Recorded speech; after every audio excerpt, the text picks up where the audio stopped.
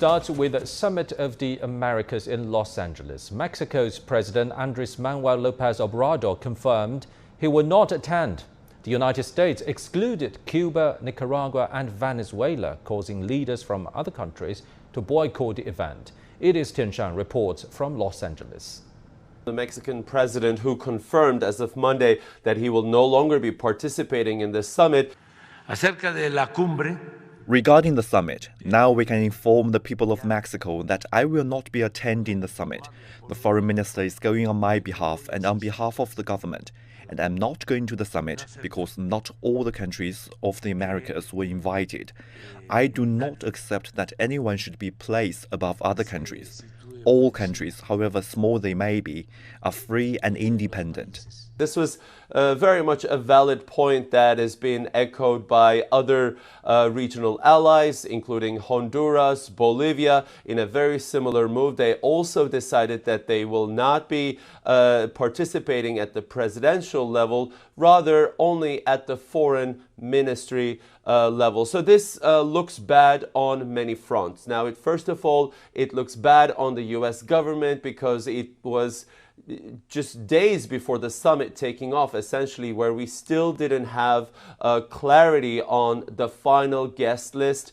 And it also shows the lack of unity. We're looking at a situation where many of these countries in smaller regional alliances are essentially standing up against the United States. They're expressing their own position, saying that the United States shouldn't be making these ideological political decisions, which they say is the case here. High up on the agenda is the issue of immigration, particularly important for the United States. As you know, in recent years, we've seen a growing number of migrants and asylum seekers coming to the U.S.-Mexico border, trying to cross the border. And right ahead of the midterm elections here in the U.S., that's a hot-button issue. So President Biden would like to address that issue, but he really needs more of a collaboration from Mexico, from other states in Central America. So with this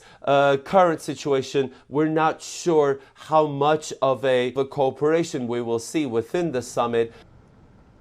Cuba, Nicaragua and Venezuela are condemning the Biden administration's decision to exclude them from attending this year's Summit of the Americas. We'll have more details from our correspondent, Frank Conchares, in Mexico City. At least 10 Latin American nations, those belonging to the ALBA bloc of left-leaning countries, reject the U.S. decision to exclude Cuba, Nicaragua, and Venezuela from this year's Summit of the Americas in Los Angeles. Those countries say the Biden administration is acting in a discriminatory manner that is unilateral, arbitrary, and politically motivated. For his part, Cuban President Miguel Díaz-Canel says he will not attend under any circumstances, even if he receives a last-minute invitation.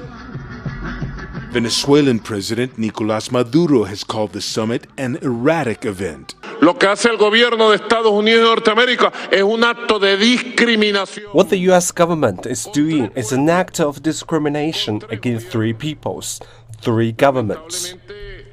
Unfortunately, it's the US government itself who stopped the intended summit, who has already caused the summit to fail.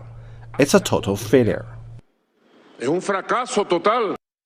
Despite diplomatic tensions between the U.S. and Venezuela, the United States recently extended a license allowing the Chevron Corporation to continue operations in Venezuela. Nicaraguan President Daniel Ortega says he's not interested in the gathering and says it does not dignify anyone. Ortega has been re-elected 4 consecutive times. Lately, his government has been ousting non-governmental organizations. By drawing a line in the sand, many Latin American nations are hoping to show the Biden administration that this is a new era and the region cannot be overlooked. Frank Contreras, CGTN, Mexico City.